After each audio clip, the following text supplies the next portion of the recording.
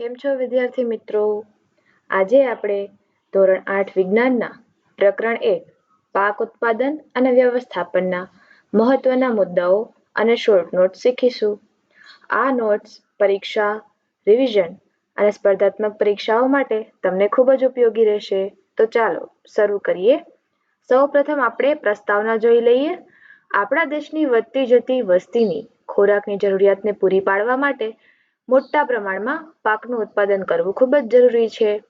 માટે પાકનું ઉત્પાદન વિવિધ કૃષિ પદ્ધતિઓ દ્વારા કરવામાં આવે છે. પાકના સારા ઉત્પાદન માટે જમીનની તૈયારીથી લઈને સંગ્રહ સુધીની તમામ પ્રક્રિયાઓ ખૂબ જ મહત્વપૂર્ણ છે. હવે જોઈએ પાકની વ્યાખ્યા. એક જ પ્રકારના છોડને એક સ્થળે મોટા પ્રમાણમાં ઉગાડવામાં આવે તેને પાક કહેવામાં આવે છે. તમે ખેતરમાં અલગ અલગ પાક વાવેલા જોયા હશે, જેમ કે ઘઉં, ડાંગર, મકાઈ અને કપાસ. ભારતમાં પાક મુખ્યત્વે 2 ઋતુઓમાં ઉગાડવામાં આવે છે: ખરીફ પાક અને રવિ પાક. ખરીફ પાકનો સમયગાળો જૂનથી સપ્ટેમ્બરનો હોય છે, જ્યારે રવિ પાકનો સમયગાળો ઓક્ટોબરથી માર્ચનો. ખરીફ પાક મુખ્યત્વે વરસાદની ઋતુમાં ઉગાડવામાં આવે છે અને રવિ પાક શિયાળુ ઋતુના પાકને કહેવામાં આવે છે. ખરીફ પાકના ઉદાહરણ છે ડાંગર, મકાઈ, સોયાબીન અને કપાસ, જ્યારે રવિ પાકના ઉદાહરણમાં ઘઉં, ચણા, વટાણા, સરસવ અને આના સિવાય પણ ઘણા બધા પાકના ઉદાહરણ તમે લઈ શકો. ચાલો હવે આપણે જોઈએ પાક ઉત્પાદનની પ્રક્રિયાઓ. પાક ઉગાડવા માટે નીચેની પ્રવૃત્તિઓ કરવામાં આવે છે. સૌપ્રથમ તો જમીનની તૈયારી, ત્યારબાદ વાવણી અથવા તો જેને આપણે રોપણી કહીએ છીએ, પછી કૃત્રિમ અને કુદરતી ખાતર ઉમેરવું, ત્યારબાદ સિંચાઈ, પછી નીંદણથી રક્ષણ અને લણવું અને ખોરાકનો સંગ્રહ કરવો. હવે આપણે જોઈએ કે જમીનની તૈયારી કેવી રીતે કરવામાં આવે છે. સૌપ્રથમ પાક ઉગાડતા પહેલા જમીન તૈયાર કરવામાં આવે છે, જેને આપણે ખેડાણ કહીએ છીએ. જમીનને ખોદીને અને પોચી બનાવવાની પ્રક્રિયાને ખેડાણ કહેવામાં આવે છે. ખેડેલ ખેતરમાં માટીના મોટા મોટા ટુકડાઓ પણ હોઈ શકે, માટે તેને નાના ટુકડાઓમાં ફેરવવા જરૂરી બને છે. આ મોટા ટુકડાને આપણે સામાન્ય રીતે ગુજરાતી ભાષામાં ઢેફા કહીએ છીએ. ખેતરને સમથળ કરવું તે વાવણી અને સિંચાઈ માટે લાભદાયી હોય છે. માટે ખેતરને સમથળ કરવા માટે આપણે જે વસ્તુનો ઉપયોગ કરીએ છીએ તેને સમાર એટલે કે લેવલર કહેવામાં આવે છે. હવે આપણે જોઈએ કે ખેડાણના શું લાભ હોઈ શકે. મૂળ ઊંડે સુધી જઈ શકે, જમીનને પોચી બનાવવા મદદ કરે, જમીનમાં હવાનો પ્રવેશ વધે છે અને અળસિયા અને કેટલાક સૂક્ષ્મજીવોની વૃદ્ધિ કરવામાં પણ ઉપયોગી થાય છે. હ્યુમસ સમગ્ર જમીનમાં ભળી જાય છે. હવે તમને થશે કે હ્યુમસ એટલે શું? ચાલો જોઈએ. વનસ્પતિ અને પ્રાણીઓના સડેલા અવશેષોથી બનતા કાર્બનિક પદાર્થને હ્યુમસ કહેવામાં આવે છે. હ્યુમસ એક અંગ્રેજી શબ્દ છે. હ્યુમસના ફાયદા: જમીનની ફળદ્રુપતા વધારે છે, જમીનની જળ ધારણ ક્ષમતામાં પણ વધારો કરે છે અને છોડને જરૂરી એવા પોષક તત્વો પણ પૂરા પાડે છે. હવે ખેતીના કેટલાક સાધનો જોઈએ. સૌપ્રથમ હળ. હળનો ઉપયોગ ખેડાણ, નીંદણ દૂર કરવા અને જમીન પોચી બનાવવા માટે થાય છે. હળના મુખ્યત્વે 3 ભાગ હોય છે: ફાલ, હળ શાફ્ટ અને જોત. ફાલ એટલે કે લોખંડની મજબૂત ત્રિકોણાકાર પટ્ટી. હળ શાફ્ટ એટલે કે હળનો મુખ્ય ભાગ કે જે લાકડાનો બનેલો હોય છે, અને જોત કે જે આપણે બળદની ગરદન ઉપર રાખીએ છીએ. હવે જોઈએ કલ્ટિવેટર. કલ્ટિવેટર એ ટ્રેક્ટર દ્વારા ચલાવવામાં આવતું આધુનિક સાધન છે. તેના કેટલાક ફાયદાઓ આ પ્રમાણે: એક તો સમય બચાવે છે, બીજું મજૂરી ઓછી લાગે છે અને મોટા ખેતરો માટે ખૂબ જ ઉપયોગી નીવડે છે. હવે જોઈએ ખરપિયો. આ એક સાદું ઓજાર છે.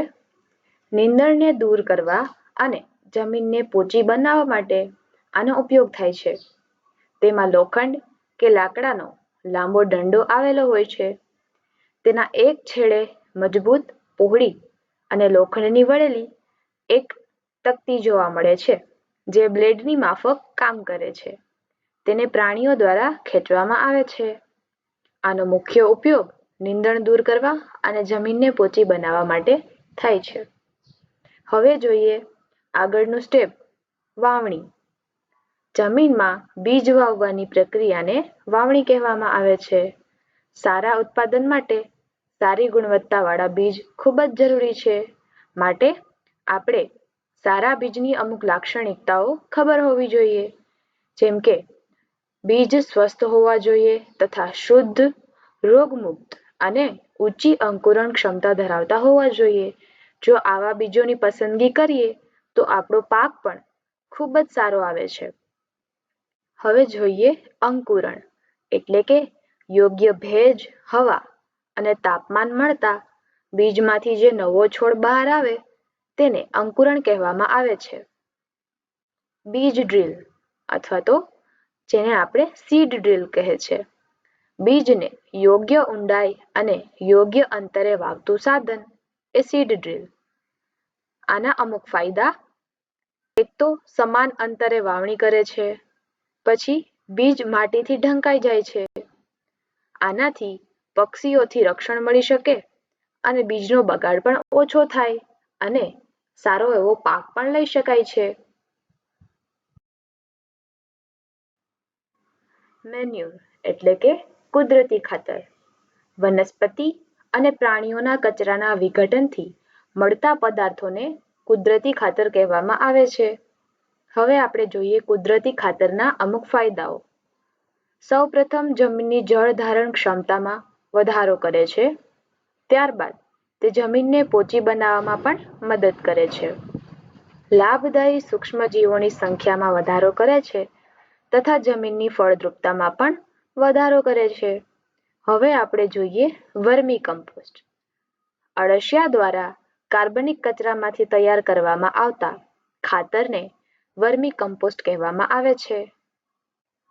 વર્મી કમ્પોસ્ટના કેટલાક ફાયદાઓ, જેમ કે ઉત્તમ ગુણવત્તાનું કુદરતી ખાતર. વર્મી કમ્પોસ્ટ જમીનની ફળદ્રુપતા વધારે અને હ્યુમસ વધારે. આપણે આગળ જોઈ ગયા તેવી રીતે હ્યુમસ એટલે કે સડેલા કાર્બનિક પદાર્થો. રાસાયણિક ખાતર કે જેને ઇંગ્લિશમાં ફર્ટિલાઇઝર કહે છે.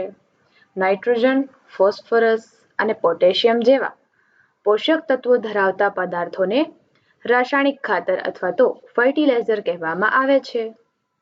અમુક ઉદાહરણો જેમ કે યુરિયા, એમોનિયમ સલ્ફેટ, સુપરફોસ્ફેટ અને NPK ખાતર.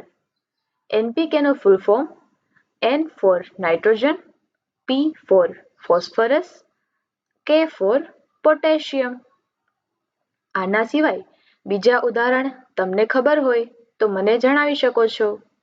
હવે આપણે જોઈએ રાસાયણિક ખાતર અને કુદરતી ખાતર વચ્ચેનો તફાવત.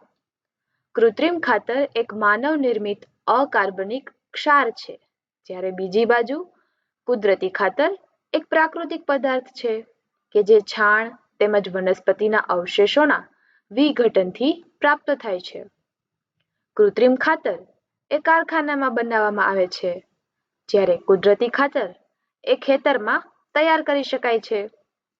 કૃત્રિમ ખાતરથી જમીનને સેન્દ્રિય પદાર્થો પ્રાપ્ત થતા નથી, જ્યારે કુદરતી ખાતર જમીનને ભરપૂર માત્રામાં સેન્દ્રિય પદાર્થો પૂરા પાડે છે. કૃત્રિમ ખાતરમાં વનસ્પતિ માટે જરૂરી એવા પોષક દ્રવ્યો જેવા કે નાઇટ્રોજન, ફોસ્ફરસ અને પોટેશિયમ ભરપૂર માત્રામાં હોય છે, જ્યારે કુદરતી ખાતરમાં વનસ્પતિ માટે જરૂરી પોષક રાસાયણિકની સાપેક્ષમાં ઓછી માત્રામાં જોવા મળે. ચાલો હવે જોઈએ સિંચાઈ, જેને ઇંગ્લિશમાં ઇરિગેશન કહેવામાં આવે છે. પાકને નિયમિત અંતરે પાણી આપવાની પ્રક્રિયાને સિંચાઈ કહેવામાં આવે છે. સિંચાઈનું મહત્વ બીજના અંકુરણ માટે, છોડની વૃદ્ધિ માટે અને પોષક તત્વોના પરિવહન માટે સિંચાઈ ખૂબ જ જરૂરી છે. પરંપરાગત સિંચાઈ પદ્ધતિઓ અહીં તમને ચિત્રમાં બતાવેલી છે, જેમ કે મોટ, ઢેકલી, રહેટ અને ચેન પંપ. આધુનિક સિંચાઈ પદ્ધતિઓ જેમ કે છંટકાવ પદ્ધતિ અથવા તો ફુવારા પદ્ધતિ કહેવાય. આ પદ્ધતિમાં પાણી પાઇપ દ્વારા ખેતરમાં પહોંચાડવામાં આવે છે અને છંટકાવ કરવામાં આવે છે. આનો ઉપયોગ અસમતળ જમીન ઉપર અને રેતાળ જમીન ઉપર કરવામાં આવે છે. ટપક સિંચાઈ પદ્ધતિ. આ પદ્ધતિમાં પાણી ટીપે ટીપે સીધું છોડના મૂળ સુધી પહોંચે છે અને પાણીનો બગાડ અટકાવી શકાય છે. તદ્દન ઓછો બગાડ થાય છે. નીંદણ. પાક સાથે ઉગતા અનિચ્છનીય છોડને નીંદણ કહેવામાં આવે છે. નીંદણના ફાયદા તો નહીં, પરંતુ ગેરફાયદાઓ વધારે છે. જેમ કે પાકને આપવામાં આવતું પાણી અને પોષક તત્વો નીંદણ વાપરી લે છે. પાકને મળતો પ્રકાશ. નીંદણ વાપરે તો પ્રકાશ માટે પણ સ્પર્ધા કરે અને પાકની વૃદ્ધિને પણ ઘટાડે છે. માટે નીંદણને કાઢવું ખૂબ જ આવશ્યક બની જાય છે. નિંદામણ એટલે કે નીંદણ દૂર કરવાની પ્રક્રિયાને નિંદામણ કહેવામાં આવે છે. નીંદણનાશક એટલે કે હર્બિસાઇડ્સ. નીંદણ દૂર કરવા માટે વપરાતા રસાયણોને નીંદણનાશક કહેવામાં આવે છે. ઉદાહરણ તરીકે 2,4-D નીંદણનાશક. હવે જોઈએ લણવું. પાક પાકી જાય પછી તેને કાપવાની પ્રક્રિયાને લણવું કહે છે. તેમાં વપરાતા સાધનો દાતરડું અથવા તો આધુનિક સાધન હાર્વેસ્ટર. થ્રેશિંગ. કાપેલા પાકમાંથી દાણા અલગ કરવાની પ્રક્રિયાને થ્રેશિંગ કહે છે. ઉપયોગમાં લેવાતા સાધનો થ્રેશર અને કમ્બાઈન. કમ્બાઈન એટલે લણવાની અને થ્રેશિંગ બંને પ્રક્રિયા સાથે કરે. ઉપણવું. પવનની મદદથી દાણા અને ભૂસું અલગ કરવાની પ્રક્રિયાને ઉપણવું કહે છે. ત્યારબાદ સંગ્રહ. પાકને લણી લીધા પછી અનાજને ભેજ, જીવાતો અને ઉંદરોથી બચાવવા માટે સંગ્રહ કરવામાં આવે છે. સંગ્રહ કરતી વખતે ધ્યાનમાં રાખવાની અમુક બાબતો, જેમ કે અનાજને સારી રીતે સૂકવણી કરવી, ભેજથી બચાવવું તથા જીવાતોથી રક્ષણ આપવું.